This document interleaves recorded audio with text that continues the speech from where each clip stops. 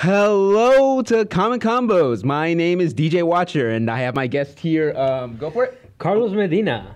And? Alyssa Aguilar. Hi. Okay, so today, this is the first episode, so I have no idea what I'm doing. We're going to talk about, We're going to be talking about Demon Slayer. And also that time I got reincarnated as a slime. Great. We're going to go to that one first, because she doesn't know what she's doing, and neither do I. Pete knows a little bit more, but, you know, we're winging it. We're going to see how this works.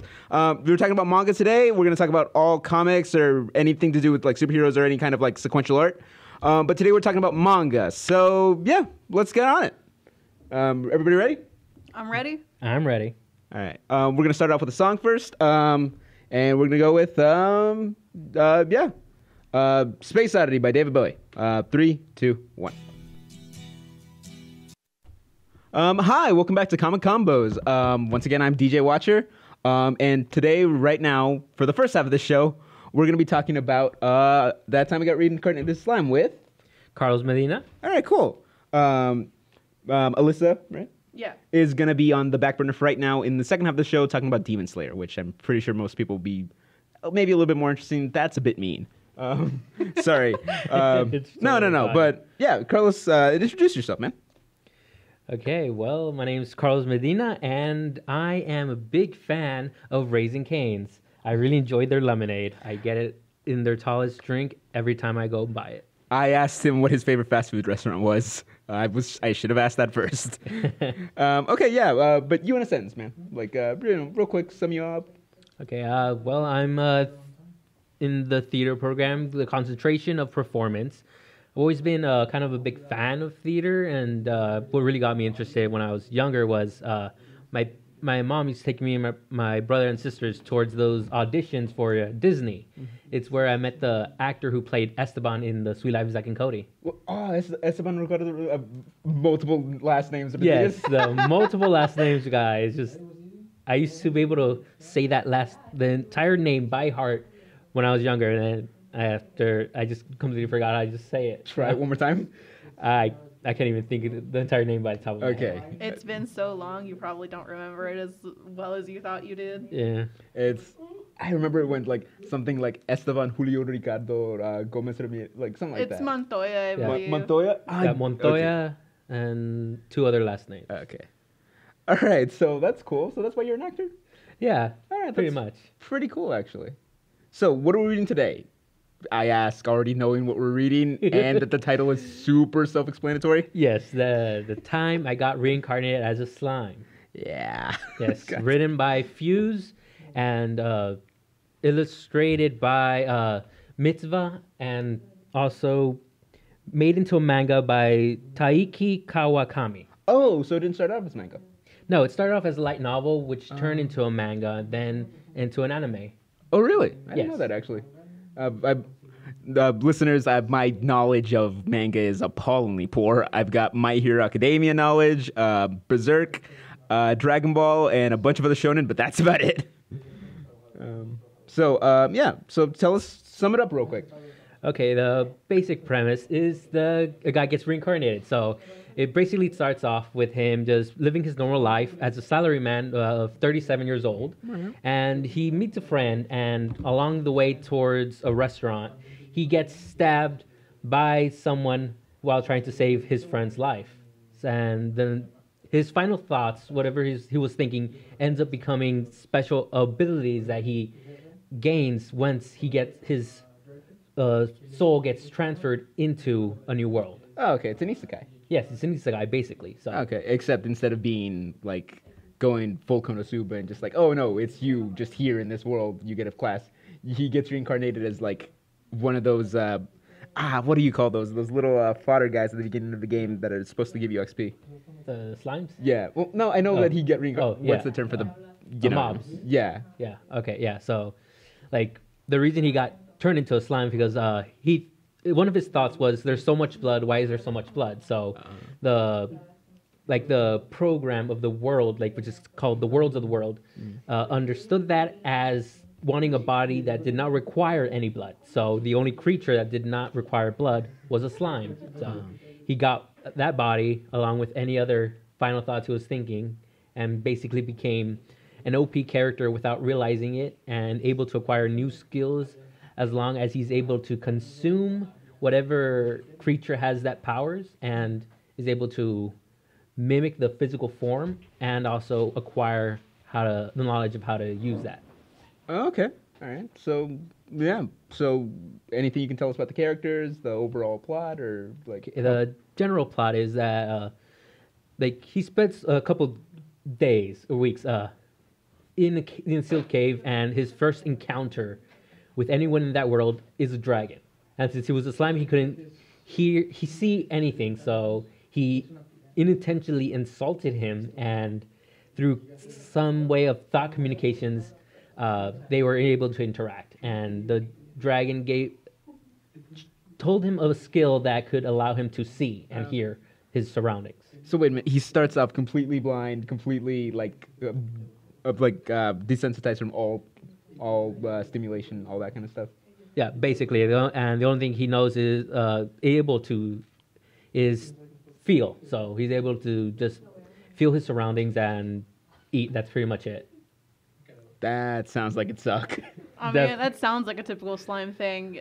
Slimes are known to not be very smart and dangerous, so that would make a lot of sense. Yeah, that actually does. That's kind of clever, actually. Yes, and because one of his final thoughts was that since he didn't have a girlfriend his entire time, he was going to be more of an animal trying to get a girlfriend. So that was translated into getting the predator skill, which allows him to have an enormous stomach that's able to hold many items within him, so he could use it later or analyze the objects inside, and which he uses that skill to digest the dragon that was trapped in unlimited imprisonment, so that way he could get the dragon out and have a companion with him in that world.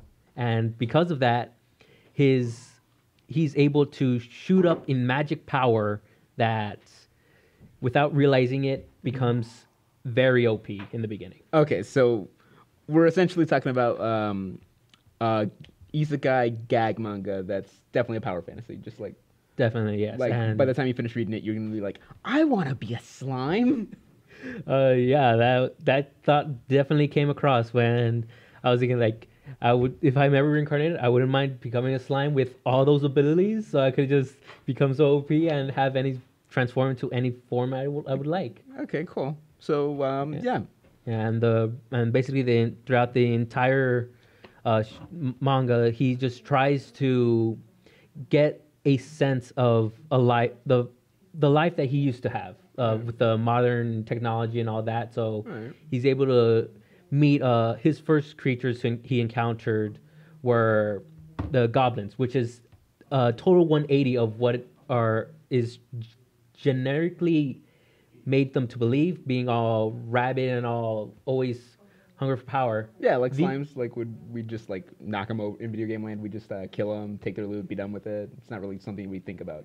Yes, but in this world, they're also timid. They have no strength at all. They're so low level, and the only way to get these monsters to level up is by naming them, which gives them more power and more strength, and they're able to evolve as they gain new skills. Okay, so it's, like I said, it's a gag manga poking fun at a lot of like video game RPG tropes, just like because our main character is a slime. Like there's nothing really to that, so you can do a lot with that. Yes, and all the monsters in the world are sentient. They definitely know their surroundings. They all have their own language, and they're able to communicate with one another. And so he saves this village from dire wolves because since he consumed the dragon, which was the main protector of the forest he ends up living in. So all these monsters try to come in and claim the land. So once he finally is able to be in charge of all the monsters there, he decides to make a town that is welcomed of all monsters and people, so that way he's able to advance society in that world, so that way he can live a comfortable life. Okay, So that's essentially the sum up. And our main characters are Mr. Slime, the dragon, and one of the goblins. Several goblins. It's a whole like village tribe. Yes. Of Oh, goblins. okay. Yeah. So we've got a lot of like little side Yes. characters. Yeah, a lot of okay. little side characters. There's dryads, ogres, dwarves, elves. Orcs. Okay. Yes. All right. Cool. So we're gonna take a little break. Please come back in a little bit to keep so we can talk about the last little part, why you chose it, any significant characters, any criticism you have of it, just that general kind of stuff, especially the art. So right now we're gonna play Harder, Better, Stronger, Faster by Daft Punk. Please stay tuned. Okay, hi, welcome back. If you want to know why we recently listened to Look at Music by Extension. Yeah, I didn't know that was coming up either. I was the next I wanted to play. I wanted to promote it, but I'm still like trying to figure out how to do this. So yeah, back to that time I got reincarnated as a slime. Oh, okay. Sorry. Once again, we're still very shaky here. Okay, so yeah. So like that's basically the setup. You know, like slime, dragon, and you know just the village that everyone's staying in. So how much of it have you read actually? Well, I've already caught up with exactly the anime and as well, and even further with the light novel as well. Oh, okay. So you haven't reached the end. Like, has the end even been written? No, not yet. There's about 18 different light novels of the Japanese version, and so far the English version is only up to number 13. Oh, okay. So, like, even if I wanted to ask you, like, where does it all end? How's the ending? Like, you know, in comparison to the beginning, like, you couldn't tell me. No, it's still pending in the air. It's still an ongoing kind of thing. So as we can't really give an ending to that. Okay, that's pretty fair. So, favorite character, just like out of all of them, or is this? Do you like it more for the gags than like for the character work? Well, so far my favorite character has to be Milam Nava, which is yes, dragonoid individual, half dragon, half human. Okay. So and the father of Milam is actually the first dragon who basically created the world. Okay, so give us like, are we getting like, oh no, they're like a half dragon, or is it just like, oh no, they're a person but with like dragon features? It's human form. Yeah. Yes, and when she goes in her full form, she has the dragon wings and a horn. Okay. But so far, throughout the entire show and the manga is somewhat human form with pink hair and somewhat of a childish personality since she also became a demon lord when she was very young. Okay, so typical manga isekai, like, oh, that kind of character. Like, yes. You know what we're talking about here. If you watched anime, but familiar with the tropes, that's actually very not niche information. Okay. So yeah. So what about the art? How do you like it? It's very interesting. Like usually in most mangas, the characters that are placed in the background, they really don't put not much effort into doing their faces. But in this one, the artist really does put all that work into it, showing all the expressions from all the individuals that are behind of the person that's in the main focus of the image. Okay, so it's very detailed. Like the art is actually, is it a main selling point, or is it just like, yeah, it's mostly for the gags or the writing? Well, I truly enjoy the design. Like it truly is able to kind of give the whole experience of what's really going on between each scene. Okay, all right. The other thing I wanted to ask you, considering that we're kind of winding down your time on your half hour, any criticisms do you have for like, you know, like whether it be the writing, the art, just the way that people are portrayed? Like, is there anything that you're like, you know what, maybe that wasn't the best decision by Fuse? Not really. It really kind of starts up slow in a bit, but with a somewhat action, but yet somewhat of all the trials that come up gets solved pretty quickly. But even though they all get solved pretty quickly, there's a lot more trials that come to him that he has to overcome. And not only that, he's also in charge of an entire city that grows over time, and including with all the other nations that are kind of against all this monster society, and most of them are all just biased, and they just rather have them out of the way and rather have a whole human society. Oh, okay, so, like, once again, so you're taking the prop pretty seriously, but it is a comedy, right? Like, yes, it's somewhat comedic, and there's a lot of hilarious scenes with here and there. It's All just right. And it's pretty hard to critique that because there's only so many times you could say, well, that's not funny because like, or even just extol the virtues. Like you could just say, well, that is funny. Like it's kind of hard to actually, get a grip on that. yes. All right, cool. Yeah. So, what would you rate it? What would you give like out of 10? Like Out of 10, I would have to give it an 8. really? Yes. So what else would that? What would it put that? What other like manga comic would you say would be like? Yeah, that's an 8 out of 10. Like An 8 out of 10? Well, I have somewhat of a unique taste, so it's kind of, it might be different from other people. So, Okay. I would guess another one that I truly would have enjoyed is the Quintessential Quintuplets. no idea what that is. Okay, it's basically about this guy who's like he's in high school. He has his tutor quintuplets, all Okay. girls, and yet they all hate studying. They rather just they're not good. They like each quintuplet is good in one part, but all the other ones are not. Okay, so once again another gag manga. Mostly for comedy. Just I don't want to say slice of life, but like Yeah. it's more mundane. There's no real overarching like, yes, Frieza, I'm coming for you, murderous, self-serving, like that kind of stuff. Yeah. But It's mostly just have a good time, read it on the toilet, whatever you want. yeah, totally. Okay, cool. All right. Is there anything else you want to add? No, that seems pretty much it. All right, cool. Well, guys, that was our first guest, Carlos Medina. Like, give him a round of hand. Round of it. Thank you very much. Yeah. Okay. So bear with me here, because two things. One, I've never actually read that manga, so I'm Which just is taking. completely fine if you're Okay. not a huge fan. It's fine if you don't read the manga. Yeah, I've never even seen the anime, so whatever he's saying, I'm taking that at face value. And second, this is my first time doing this, so please, if you have any critique, anything, let me know, and let me know how to get better with my guests and stuff, and how I should interview people. All right, Carlos, thank you for your time. It's been my pleasure. Yeah. Where can people find you? Anything else you're doing? No, not much. Just hanging around, just in campus. Okay. Yeah. All right. Well, thank you for your time, man. You're welcome. All right. Next up, Demon Slayer. Yeah, don't worry. You got it Okay, right. cool. This is Alyssa. Alyssa, introduce yourself real quick. My name is Alyssa Gillette. I am a theater major with a concentration in performance. And I am a huge anime nerd, enthusiast, whatever you want to call it. All right. And otaku. God, I wouldn't go that far, Okay. but you're probably right. Okay, cool. All right, Otacon, let's see. All right. So, favorite fast food restaurant? Chick-fil-A. Really? Yes. All right, cool. That's a loaded term. Okay. So today we're talking about what again? Demon Slayer. Demon Slayer. Once again, something else I haven't read or seen. And that's completely fine. Okay, all I know about Demon Slayer is that there is a boy, he's got red hair and earrings and a sword, and a little sister with a thing in her mouth.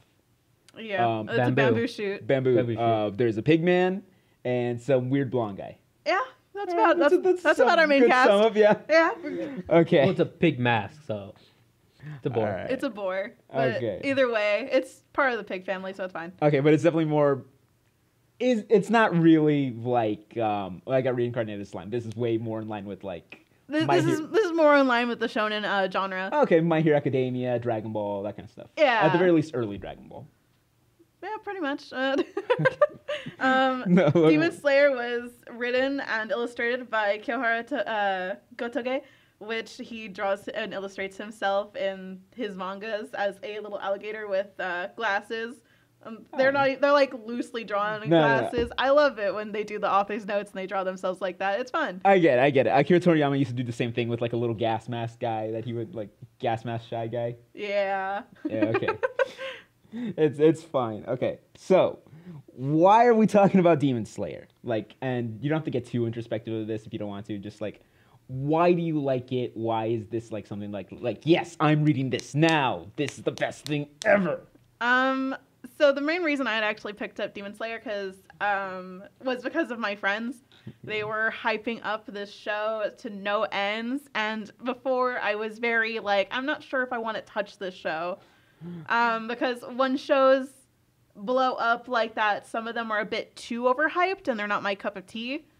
So I was very sketch about approaching Demon Slayer, and eventually, with my friends whittling me down about it, I was like, sure, let me do it. And the first watch through of it, it took me a while to get into. Oh, really? Yeah, it really did. It wasn't as show-stopping as it was some other animes that I have been introduced to. Okay. But I did eventually get into it. I read through the whole manga. I love that show. Really? And the animation is stunning. That's actually pretty cool. Surprisingly, that's never happened to me, where it's just like, I didn't want to watch something, like, and then I was able to get into it later. Usually, if I'm against something, I just stay there, like, not stay there, but just like, if I don't want to get into it myself, it's very hard for me to like overcome that. Which is, don't worry, like, I get it. Like, I've had shows where I just like, yeah, I don't want to touch it. I don't want to get into it. Like, don't make me. Don't try to force that on me, and my friends will respect that, and they'll be like, okay, we want to talk about it. Okay, but Demon Slayer was different. Demon Slayer was like, you are going to love it. Like, don't. Yeah, they're like, don't worry, you'll love it. You'll love the characters are great. The story's great. If you're really into like this genre, you'll totally like it. And I was like, sure, yeah, okay, I'll try it. Okay. So what's your like typical diet, like media wise? Like what are some other things that you're like, yeah, this is like, I love this, just to give the audience a sense of like, oh, okay, so this is kind of like, if I like these things, I should definitely read this. I definitely like isekais and shoujo, which is kind of typical for a girl because shoujo and josei are very female targeted, but they're good. And you know, some shonen. All right, that's pretty fair. Yeah, so sum it up real quick. So Demon Slayer follows young Tanjiro Kamado as he goes about his life with his family, as he goes and delivers coal to the village down below the mountain. However, when he returns, it's already getting dark because he was in the village a lot too longer than he needed to be. So one of the men in the village, or somebody who was like, hey, it's getting late, you shouldn't travel around, there are demons out there, was like, you know, stay the night. So Tanjiro reluctantly stays the night because he doesn't really want to turn down like this man's kindness, or you know. Okay, fair. He stays the night, and it's when he gets back to his home in the morning, he discovers his whole family has been murdered, excluding his little sister Nezuko, which was basically the second oldest of the family. That she's basically still alive, and he tries to rush her down the mountain. But she starts to wake up, and he's discovered that she's turned into a demon herself. All right, guys, welcome back to Comic Combos. We're going to keep talking about Demon Slayer. I'm so sorry for cutting everyone off there. Okay, so her sister's a demon. Let's go. And he eventually has a struggle with his sister, Nezuko, and of course, you know, he's kind of fighting for his life, wondering what happened, what could have possibly gone wrong, why is she attacking him? When Giyu Tamioka, one of the Hashiras, jumps out and basically is like, I have to kill your sister. She's trying to eat you, and when she gets a taste of blood and flesh, like, that's it. Your sister's gone. Right. Like, you know, she's a demon. She's not coming back. But Tanjiro swears and basically fights against him to kind of like save his sister. To which he successfully ended up convincing him to spare his sister, right, and to, you know, let him try and find a way to revert her back to a human. Okay, so that's essentially the main plot, just like Tanjiro's like journeys with his sister to try to find like a cure for her. Yeah, okay, that's actually super compelling, like a bit more compelling than, oh, I'm a slime now. No disrespect to it. It's just, that's completely fine. Again, but this is definitely something that I myself am way more like. It's definitely one of the more serious animes that you can find out there. Part of the reason I picked up Demon Slayer for the show is because it's a way to start anime off. It's a really great way, especially if you're still new. So good recommendation if you're new to that. All right, yeah, that's pretty fair too.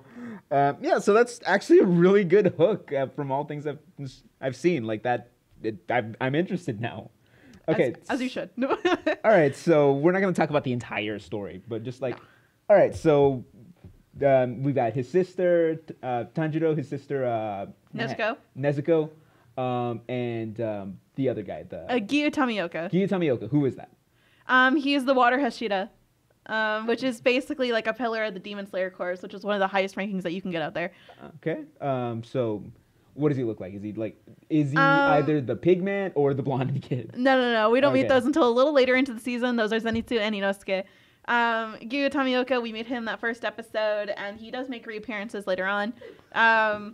He's got the black hair with ponytail, with like a ponytail, and he's got the half and half hoodie, which is like maybe like a reddish color, like kind of like a maroon, and then the other one's like green and orange and yellow. What the fuck? Yeah.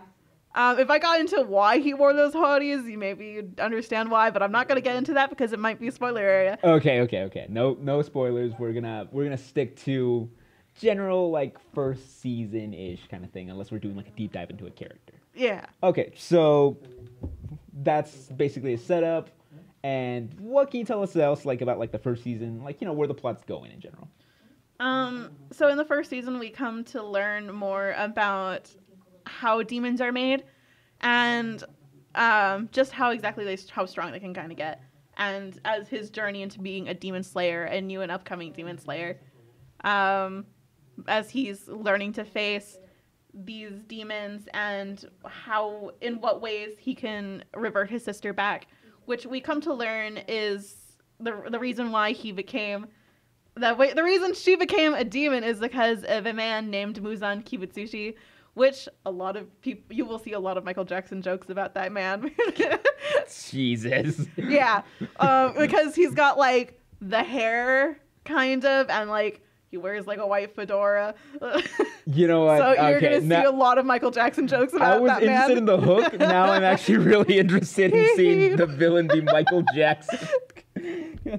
Oh, please tell me there's a character named Annie and like the entire. No, God.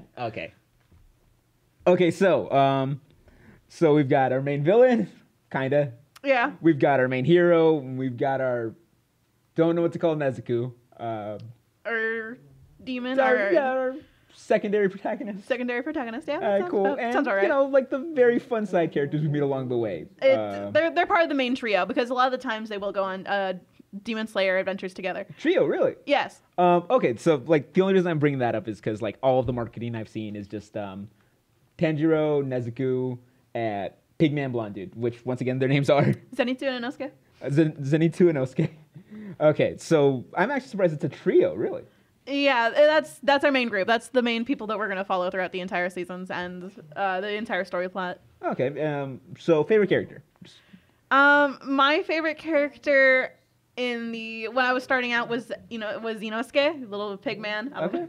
However, my favorite character developed into Doma as I continued reading the manga, which is one of the 12 upper moons. And sadly, we only got like a small bit of him in season 2.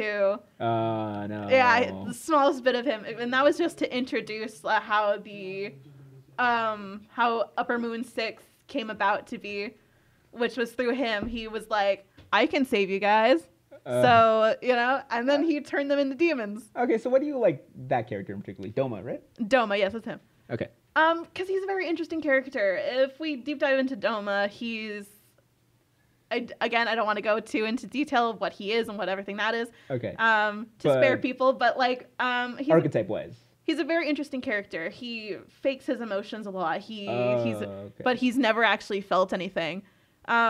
He's like, these people are just so pitiful to me that I pretend to have emotions. Oh, okay.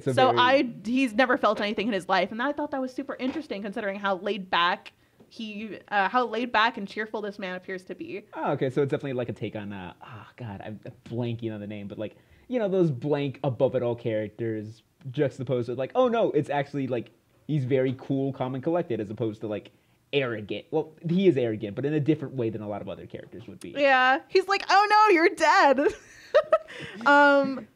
You know, like, he doesn't really feel anything. That's actually super interesting. Like, he started crying at one point, and somebody was like, cut that out. Like, cut that You don't out. feel anything. When you're actually sad, your color palette changes. Your crying doesn't mean anything because you don't actually feel anything. That's actually super fascinating. Like, so you can just tell, like, just from looking at him whether he feels something or not. Like, that's actually really cool.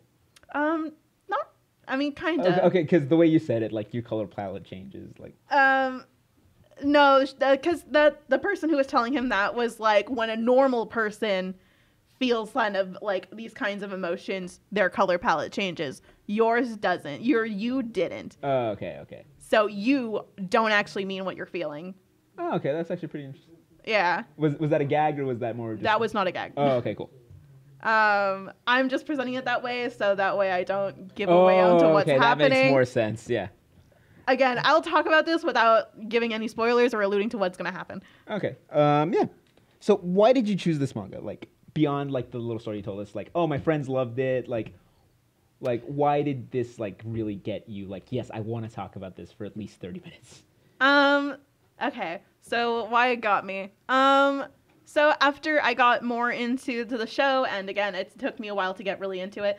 I got more into the show, and I was like, you know what? I want to see where this actually leads instead of me waiting for another season. So I jumped into the manga, and I was a lot more compelled by the manga and how all these characters were represented, how everything was drawn and written. Mm-hmm. And I really fell for it, and I was like, man, I can't wait for season 2. And then season 2 recently came out in this like past anime winter. I don't know the anime seasons. Around the winter. Yeah, it was around the winter season because it ended like a couple weeks ago. Okay. So you know, like that was really interesting. And now that I like know what's gonna happen and everything like that, I'm here like, how is it gonna be animated? Okay. How is it gonna make me feel things? Because this anime season made me cry when the manga did not make me cry for this segment. Really? Yeah. It's really weird that I have different emotional reactions from the anime and the manga, because I got into the manga and I was like, hey, this scene didn't really make me cry. Like, I know it's supposed to be like a big emotional thing, but it didn't make me cry. And then everything getting animated and voice acted and everything like that, it brought the scene more to life than what I could have ever imagined. And I was sobbing that entire time. Oh, okay. I think I get you. Like Krillin's death in the manga for Dragon Ball versus like how it's animated in the anime. Just like way more intense. It's way more of a built-up reveal than like, oh no, they're dead. Yeah, kind of like the Mugen Train too. Oh, okay. Yeah. So like that's kind of why it actually invested you, especially like that difference between like, oh, I'm reading this and it's pretty cool. I'm super invested versus I actually started crying while I was like watching it. Yeah. Oh, okay. So I read more of the mangas like to be more of invested, and then I get more into the show, and I'm like, man, they executed this just right. Really? Yeah. That's actually like, that has never happened to me before, so I find that fascinating. Just like, oh, I'm reading this as supplementary, so when I watch it, it really hits. All right, so yeah. What about the art? Because like we're talking mostly about like the story, the characters, super compelling, super relevant, but like it is a visual medium. Yeah. I mean, the art is very compelling. It's very nicely drawn. And a lot of it's like very smooth. I really like the way that they incorporate color and some of the stuff. I mean, they don't incorporate color as much in the manga because, again, manga's for the most part really black and white. Yeah. But when they do give us like colored panels, the way it's drawn or colored in, it's just so beautiful. So I definitely do say that the art is also a plus. Okay, cool. Like, all right. So, okay. So, now we're nearing the end phase. We got like about 10 minutes left. Okay, so what about critiques? Like, what don't you like about it? What is like something like, that could have been done better, that could have been drawn better, or I have a very specific issue with the way they decided to depict this? You can go anything from like, oh, this was really sexist, or this was just done very badly and the pacing was poor. I kind of wish it was longer. Really? Yeah. Because like most... It ended maybe around 200 and some chapters. Oh, really? Yeah. So Demon Slayer is a lot shorter than most shonen manga, which isn't a bad thing considering, because some mangas will be ongoing for years, and a lot of people will be like, I don't know how I want to go into that, or like, so it doesn't really draw people as much. But Demon Slayer has ended, and I kind of wish it was a little longer. But at the same time, I do like the way that it was done. Oh, okay. But also the ending was kind of. I mean, I liked it, right? But like, I'm also here like, okay, maybe we could have done something else. Like. Okay. So, like on one hand, yeah, it used the characters really well, but at the same time, I kind of want to see more of them. And at the same time, they didn't really stick that landing. Like, Yeah. Okay. So, right now we're gonna do something that I'm kind of debating whether to do or not. This is gonna be the spoiler hour. So we've got about 9 minutes to go. Oh man, So- I get to spoil. You get to spoil. Yes, I mean no. Oh no. I mean, oh no, I would never. Yeah. Okay. Now, do you want to keep going, or do you want to toss it back to Carlos real quick so we can talk about like any spoilers for? I Got Reincarnated I'll as let Slime? him go first, and then I Okay. can go into mine. All Gather right. my thoughts. Carlos, you got about 8 minutes, 40 seconds. Okay, so what exactly do you want to know that really Okay. interests you? Okay, so the hard thing I'm having trouble with I Got Reincarnated as Slime is that because it is mostly gag, I'm not really that invested in like like that is a Yes, character. there's a few gag moments, but it's mostly majority of it's somewhat action as well. Oh, okay, so what's like all right, I'm trying to think actually like because hard to say I didn't really get hooked apart from just like yeah he's a slime like okay so does he ever end up not being a slime straight up? Yes, he does. Within around a couple of chapters in, he meets this also other person that was also summoned into the world named Shizu. Okay. Like she was a hero. She was summoned into the world around World War II during the air raids in Japan. That sounds like a way more interesting character. Yes. And since she was summoned by a demon lord. Okay. Yes. So because he was trying to summon a specific person, a childhood friend, but kind of always through the trial and error never got the friend he was trying to summon. So because she had like such a strong will when she came in, she was possessed by a spirit of the fire, Ifrit. Okay. So there's a struggle between Ifrit and Shizu throughout the entire show. Well, throughout her entire life. And Okay. so around by the time she's already meets Rimuru, she's already by the end of it, like she doesn't have enough strength to hold Ifrit in, and Ifrit technically takes over her body. Okay. So he tries so hard just to save her, and in the end, he's able to split them two apart, but only because Ifrit was in her body, she was able to live that long. Okay. And so her final wish was to help the other kids that were also summoned to this world, and also 2 more of her students. Okay.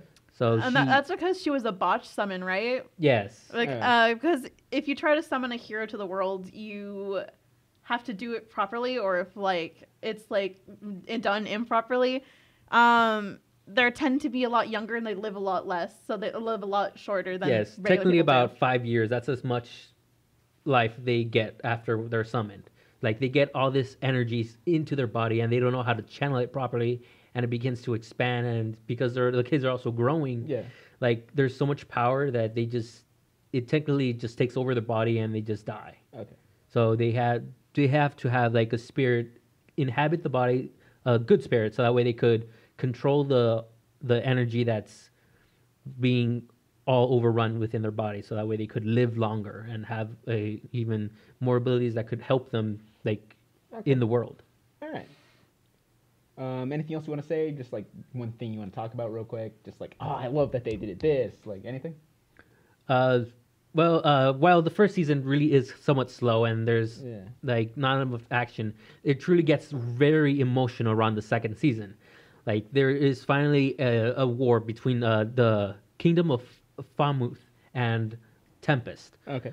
So there's a lot of deaths, and so Rimuru decides that he hears the story about how the first demon lord came to be, because she lost the pet. Yeah. So and because the pet was her subordinate, he was able to be revived. But because the the soul of that pet like evaporated, so it came without a conscience.